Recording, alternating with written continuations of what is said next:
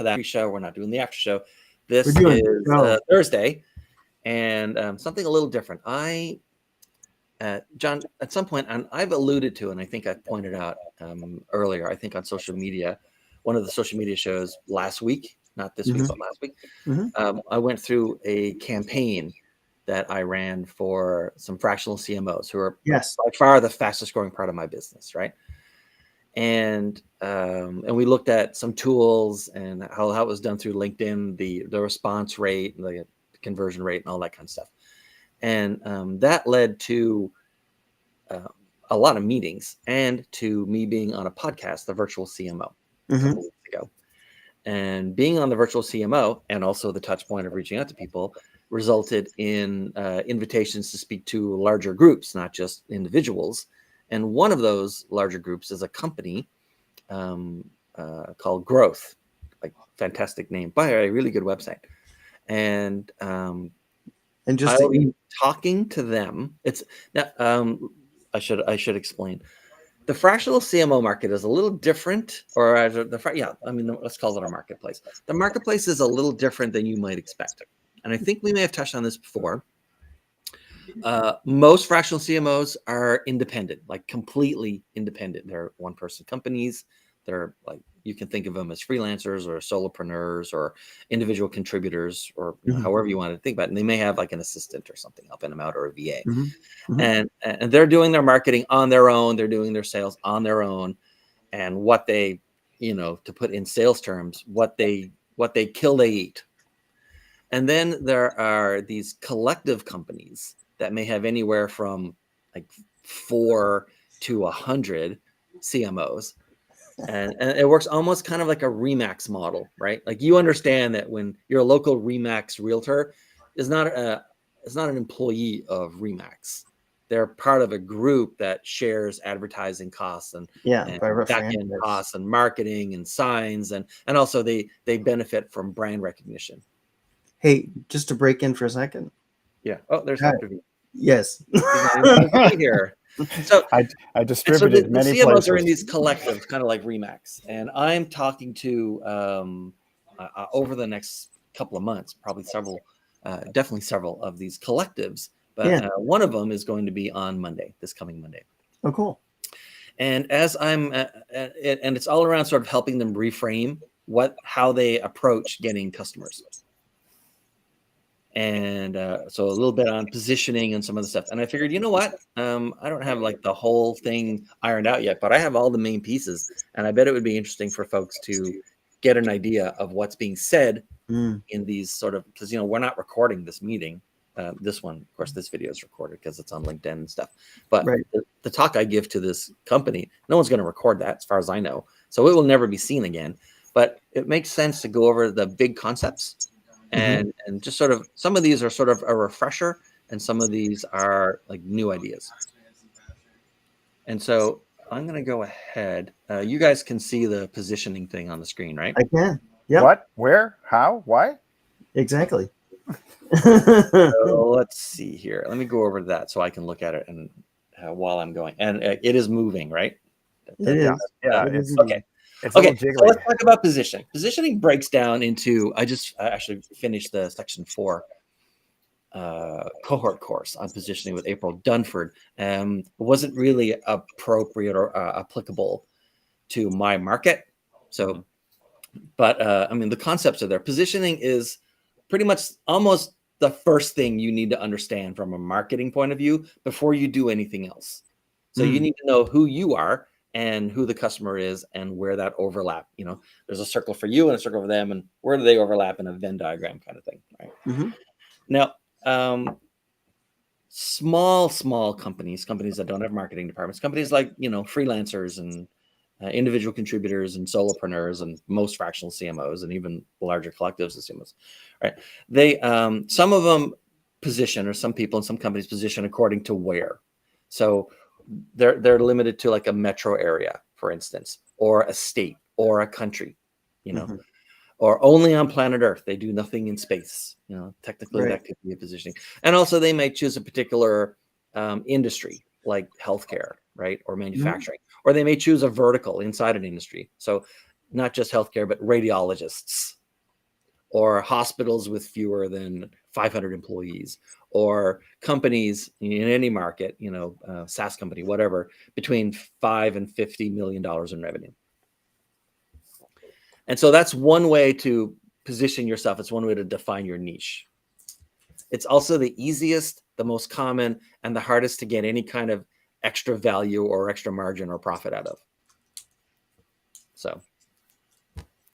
So then the next one is the what, right? And it's like what you do. So you focus on building out a marketing team that's never existed. You focus on, there are fractional CMOs, for instance, who specialize in sort of establishing the social media outreach, the advertising buys, all of that sort of infrastructure that a large-ish or growing marketing team might have.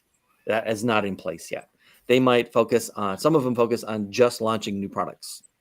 Some of them focus on taking sort of moribund brands, right? Brands that have been around forever and sort of breathing new, almost half forgotten. They just, they're on life support, but they still continue to chug along, like bringing those back to life. CPR branding. And there you go. That's a good name for it. CPR, fractional CMOs, right? Fractional CMO. Yeah, that's very true. And so it's like what they can deliver for you, like what they specialize in as a deliverable or skill set. There's a very small niche specialization for the why. You almost never see this outside of social causes or nonprofits. But anytime you go to, and we've seen some of these before, and I've pointed them out in our website Wednesday sessions. The why people, these are the ones that have some sort of manifesto statement on their website. Like, we believe that all people, see, I can't even say it without sounding sarcastic. And I'm not trying to sound sarcastic or condescending. It's just, it's a fact. It's a niche. There's nothing wrong with it. Like, if it works for you, I have no problem with anything that works for anybody.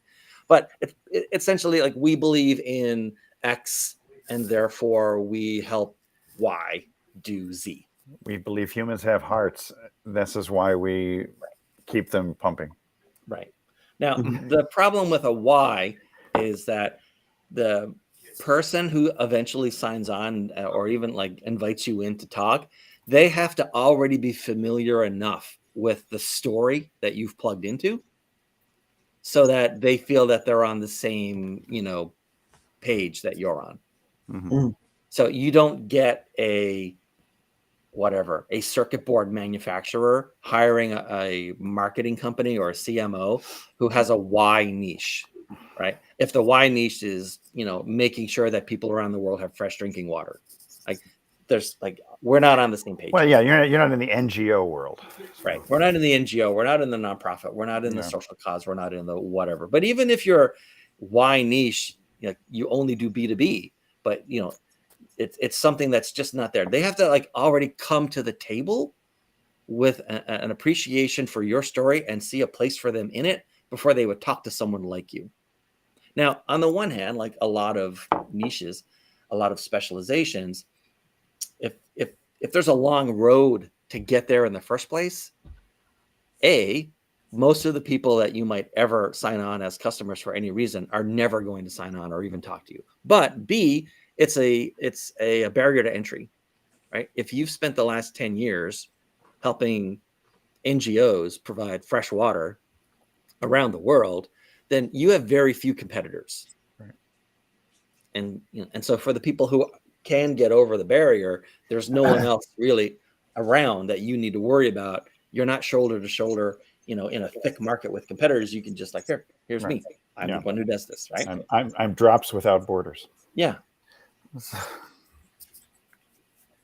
And finally, there's the how. So it's not where you operate or what vertical or industry you're in, and it's certainly not a why, right? And it's partly the what, but the how is the only one of these that requires marketing imagination, because the how is, we've talked about it before. The how is the horse lady story. Right. So for if there is anyone who's ever watched any of our videos and has never heard the horse lady story, in a nutshell, you go to look for a therapist, your first ever therapist, right? just whatever. We just pick a topic. It could be welders. It doesn't matter. So in this case, it's a therapist. And you go online, and wherever you should go online, you go to LinkedIn, you go to Facebook, you go to Google, wherever, right? You go to therapy.org or whatever it's called. And you look at and you sort of, land on 5 different therapists. And the next day, your best friend or your mom or your spouse, whatever, says, so like, how's the search going for a therapist? Do you feel you're any closer to a decision? Like, who have you seen so far? And what you'll often do is you said, yeah, so I looked at 5, 4 of them, like we always like to categorize and split, right? So 4 of them end up get amalgamated into a kind of a single therapist, one generic kind of therapist that you go and you see. And therapy is very generic, for many legal and ethical and licensing and board certification kind of reasons. So there's these 4 ladies, and you go and you sit down and they ask you questions and you talk to them. And then there was the horse lady. And instead of an office, you go out to this nearby farm, and she says she's going to put you on this really sweet, gentle horse. And together you're going to ride down this path, and she asks questions and you talk, right? It is literally the same service being delivered, but the horse lady is remembered on her own. It's a how. It's not what she delivers. She delivers the same thing as everyone else. And almost all of us deliver the same thing as someone else. But it's the how. She gets to stand apart and win a disproportionate share of the potential client base because her how is different and memorable. And that's why I say the how is the only one that requires much marketing imagination, because you need to, at least, it's part of my job when I'm working through these workshops with folks. It's my job to figure out the horse lady story for their business. Yeah. So as far as positioning and niches go, the how is the cheapest one because it just requires mental effort and some time talking about your business. It can be the hardest one if you don't have a background in figuring out how to make something every day sound new again. Do you guys know who Jason Zweig is? Jason Zweig is a columnist for the Wall Street Journal. I'm not even sure he's still there. But he writes a weekly personal finance kind of column. Gotcha. And he wants, the basics of personal finance are pretty much, right? Make more money, save more money, invest wisely. And I once saw him describe his job as, my job is to write the same column 52 weeks a year, but make it sound different. I mean, really, what is a dieting columnist or writer, weekly column do? They're just telling you the same thing over and over, but in slightly different ways. How is sort of like that, right? All of this stuff is sort of like that. The how is figuring out how to say it in a different way so that you stand apart long enough to get you to the meeting and do your pitch. So anyway, we'll be talking with them a little bit about positioning. And then, John, you and I were talking earlier about this. So you can, on the left, and you can see there's a double-sided arrow in the middle, right? And at the top is sales and the bottom is marketing, the white arrow. And what happens is you can, the big red box in the lower left, the danger when you're doing your own marketing, or the danger when you're in marketing, is that you think that the announcement is marketing. Like, it's all of marketing. The announcement is basically you saying to as many different people in as many different places in as many different ways as you can, we exist. We exist. We have this product. We exist. And every other competitor is also yelling, we exist. And they're trying to interrupt people and saying, we exist. And most of the advertising you see all day, every day is just some company saying some version of we exist, or this service exists, or this product exists, right? And then what you're trying to do with like really creative marketing is get to the second stage, which is the connection, like creating some kind of affinity or owning a box. So for instance, anytime you hear about like categorization or category killers or category owners or category kings and queens, they're talking about the yellow box, right? Establishing some kind of connection. And I don't mean necessarily an emotional connection with the people or person or company that you're targeting. I mean, they connect you to something in their world. When they think of X, they think of you. That's really what you're trying to do with the connection. And then the shared imperative really comes down to, we might as well move over to the right-hand side, right? So the shared imperative is selling. That's a person has convinced one or more other persons that if we move forward together, a positive future can be reached. But we need to do something about this negative present to get to the positive future. And marketing doesn't usually get you there. Usually that comes down to sales. But a lot of people, you can have a marketing, especially if you're like a single person kind of business, you can have a marketing oriented business, like revenue approach, or you can have a sales oriented revenue approach. If it's just one or two people in the company, you will rarely try to do both at the same time because it's just, you don't have the resourcing for that. Right. Now, there's nothing wrong with either approach. And a lot of it comes down to what you sell. But if you're a fractional CMO, then you have to pay attention to, you're in a particularly difficult situation if you're a fractional CMO, because just like a graphic artist or a copywriter, you're not judged just on the work you've done and the work that you can convince them you can do.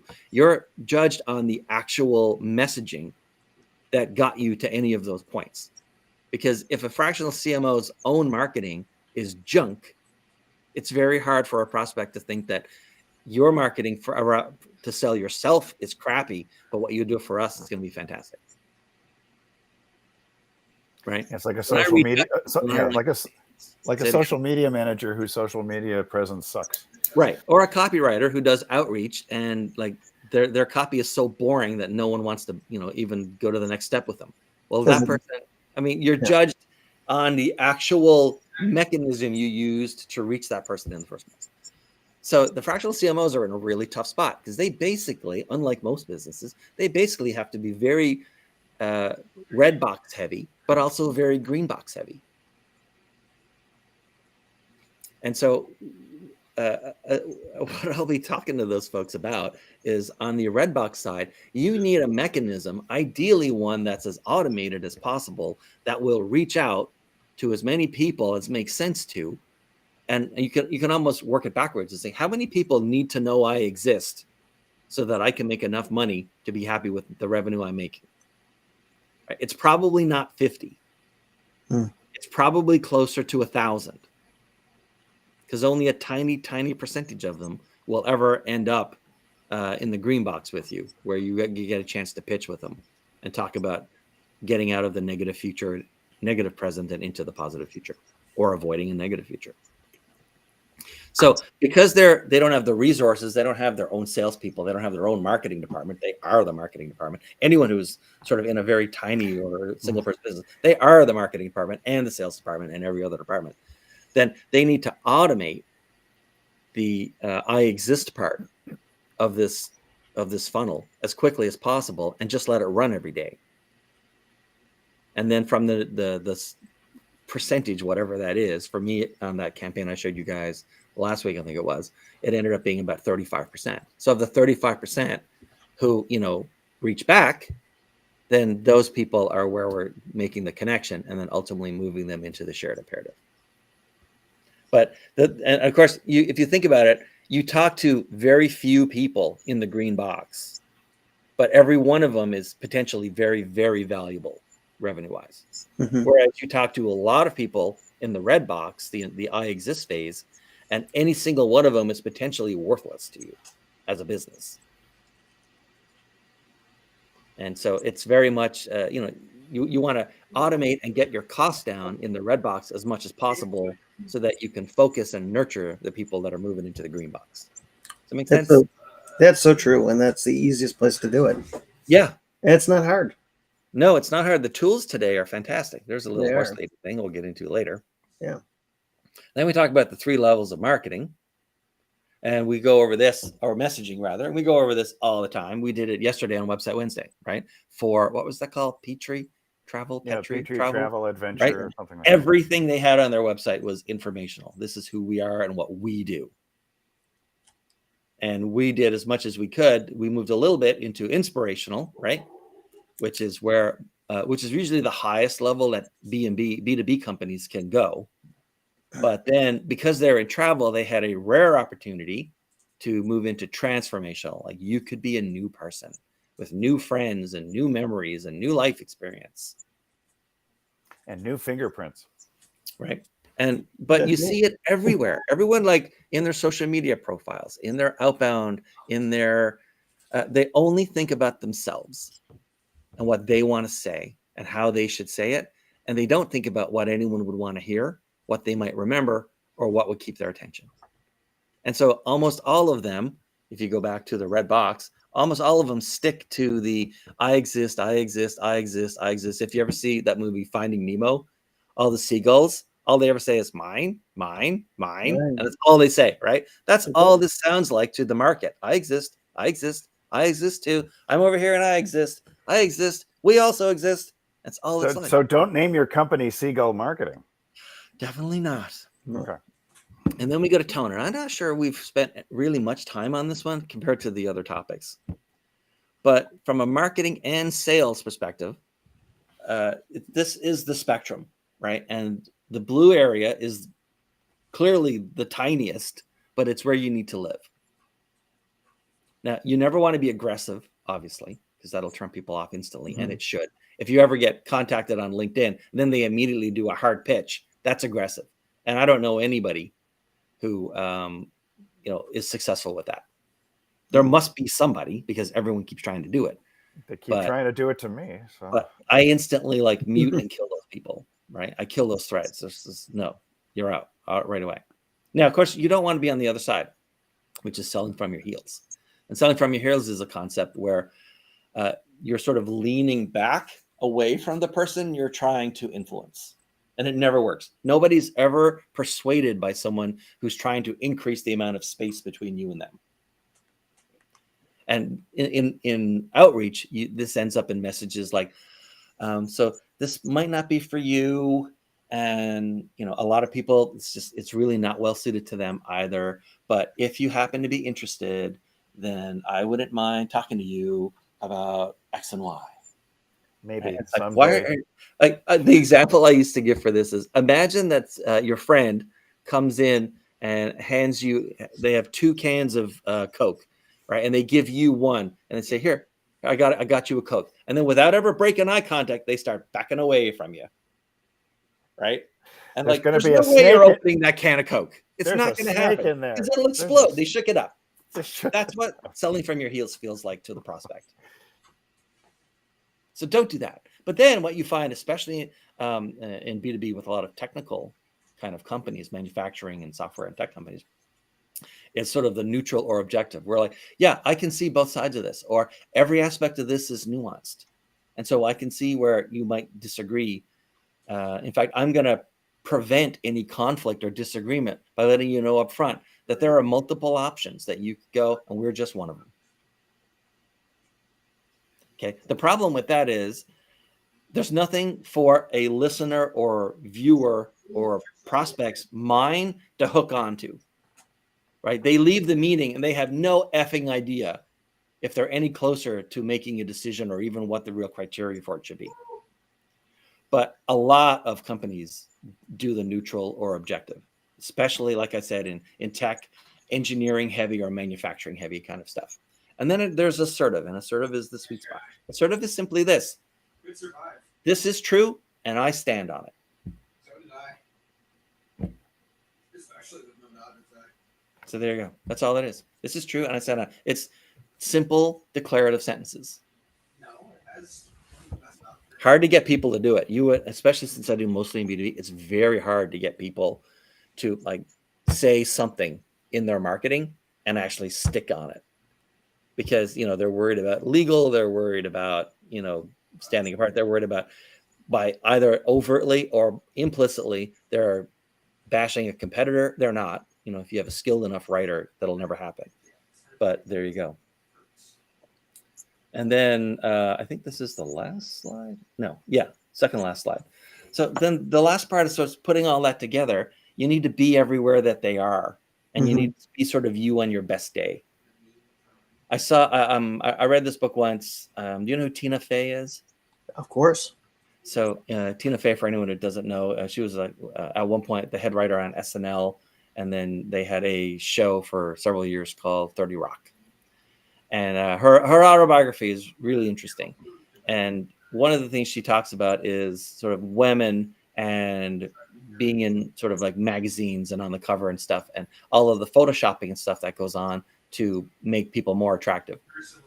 And she has this line that really comes out. She says, the only really acceptable but still truthful Photoshop editing on for when people are taking photos of you to put in media is as long as it looks like you on your best day in your best lighting. That's as far as it needs to go.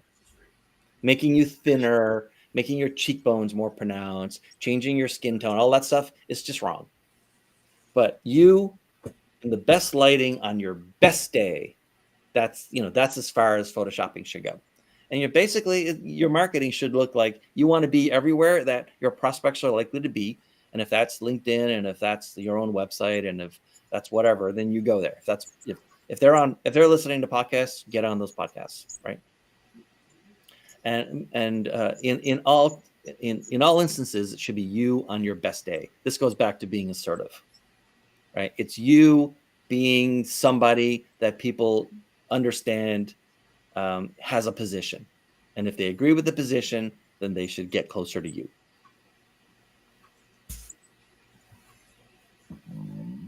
And finally, you're just trying to thread all the needles at once.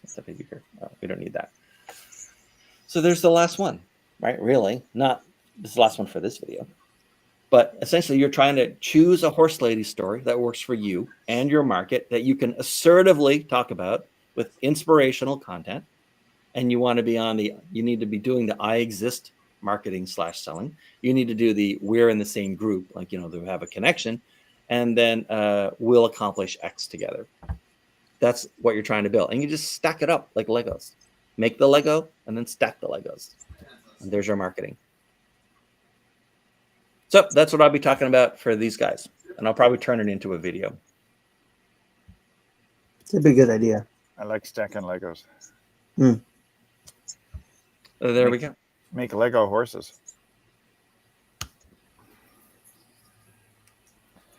Well, so they're fractional CMOs, because they're just part of a CMO. And I guess we should talk about the positioning. I have a positioning workshop, and what we're going to do, Dr. B, we finally picked a date. So the good. date will be the first Thursday of wait, is it the first Thursday? It'll be it's Thursday, the week of the 8th? Labor Day. Is that September 8th? 7th. Yeah. 7th, that's it. Okay, yeah, we did talk about 7th yesterday. Yeah. Okay. So we talked about like the Tuesday, Wednesday, but we'll do it on the Thursday. And I expect this to run about 90 minutes. The positioning workshop is 20 plus questions that I run clients through. And through that, we get to sort of build their the how versus the where, the what, or the why kind of positioning, and then the story around that and their angle and that whole thing. And so we'll be doing that. Now, of course, it won't be one-to-one like the actual workshops are. And it will one-to-many, and so people are welcome to follow along and, answer the questions and write their own answers. There's no way you come out of that experience and not have a better understanding of what you want to say to clients, and you should even have enough to do your 3330. You guys know the term in sales, 3330? 3330? No. Your 30-second message, your 3-minute message, and your 30-minute pitch message. That's your 3330. Whoa. I don't know if I can do 30 minutes. A lot of people have trouble getting it down to 30 minutes. Oh, okay. Well, I'm the other way. But in sales, right, you have like your elevator pitch kind of thing. It's a terrible name for it, but elevator pitch kind of thing. And then your sort of 3-minute introduction when someone says, hey, this is Dean. Like, hey, Dean, what do you do? Blah, blah, blah. There's your 3 minutes. And then your 30-minute is your actual pitch. Would you prefer calling it an escalator pitch? No, but that reminds me of that great and tragically passed away too soon, Mitch Hedberg. Mitch Hedberg, the comedian. Sounds familiar. Right. I can't remember. Sure. Mitch Hedberg is he's one of those he's one of those guys I don't even know how to explain it. He's just really great guy. And one of his jokes is one of the best thing about escalators is you never need an out of order sign. You just need a sign that says temporarily stairs. I like temporarily stairs. Temporarily stairs. He also has one that says rice when you're hungry and you want to eat 2,000 or something. I missed that guy. He was a great comedian. So anyway, what we'll do is on the Thursday after, and I'll create the event and then we can start inviting people. And I think I'll provide a handout that people can just like download to go along, sort of like a workbook and fill in stuff. We'll do the whole thing, and there's no way you don't come out of that experience with a clear idea of like who you are and what you do and who you're selling to and what you're going to say to them. And it's free. So, it will not be one-to-one, which costs $400, but instead this one is free, but you do a lot of the work yourself. Sometimes it just takes a few key ideas. Sometimes it just takes one person saying one thing that you've always known, but in a different way. Yep. It's like, got it. So I figure this is going to be approximately 21 questions with 21 very short stories to illustrate what it is we're aiming for here. Hey, how do we go from 20 to 21? What's there some special secret question you didn't tell us about? There's a secret question at the end. Yeah. All right. Okay. Now we got it. There you go. We'll reach the age of maturity. Yeah. So we'll do that. Like I said, first week of September, first full week of September. And I figure about 90 minutes. You guys, I hope you'll attend to help me. Of course. Any questions, and if people want to put something in the comments, then we can actually answer their questions, or hopefully answer at least some of them, but make it more engaging. But we'll just go through like, here's the workshop, and here's what it covers, and here's what you would answer, and blah blah blah, yada yada yada, as they'd say. Yada. Sounds good. I'm a little uncomfortable accepting handouts, though. Oh, I think you'll get over it. Okay. All right, I think that's it. We're 1 minute past our 30-minute target, or we always try to finish in 30 minutes. Any parting words, guys? Oh, I'm How's Syracuse? I'm adjusting to a new time zone. It's actually quite lovely. I'm outside on the deck now because I had to avoid my sister's cat, and I feel so much better now that I'm outside. So yeah. Oh yeah, that's why. I haven't been to Syracuse in like years and years. If you should go to Zillow and look at what houses cost there. Yeah, I know. Because you're from Southern California, it will blow your mind, right? Oh, I know. Houses in Syracuse are. It's the same thing. Buffalo too. Actually, Buffalo is even better than Syracuse. Yeah, and there's plenty of water. Kendall's even better than all of them. Kendall's better than all of them. But you can buy quite a lot. Little town that nobody knows where it is. I know. My wife saw this one a while back. It was a 27-room mansion for like $700,000. Oh yeah. I mean, it was enormous, right? It had it was a compound basically. One house, it was crazy. Brick, beautiful house, beautiful inside, beautiful outside. The grounds are beautiful. $750,000, not even. I mean, as long as you can afford your heating bills, quality of life is amazing, actually. Yes. And I mean, most of the construction there for the last many decades, those houses tend to be, for instance, I used to live in Florida. Houses in Florida are not energy efficient at all. They're just slapped up as fast as they can slap them up. But houses in the Northeast and all of Canada are built to be they're tighter, right? And energy efficient insulation R18, R20 something insulation. Yeah, that's my house. All right, that's it for this week. Right. We didn't have one. When did we not have one? Tuesday, right? Tuesday. So we only did 2 this week, but so be it. We fixed Restream's streaming problem. So thank you. Oh, and they reached out to me too. Yeah, I saw that they sent you something. Yeah. So thanks for fixing our problem. We'll tell everyone else how to fix it now. Great. Thank you, Restream. Yeah, and I'm sure we're taking more credit. Right. And so we'll be back on Tuesday we'll finally do Social Tuesday again. Social. It's not, by the way, it's not Socialist Tuesday. It's Social Tuesday. Somebody confused that. Yeah. No. All right. Okay.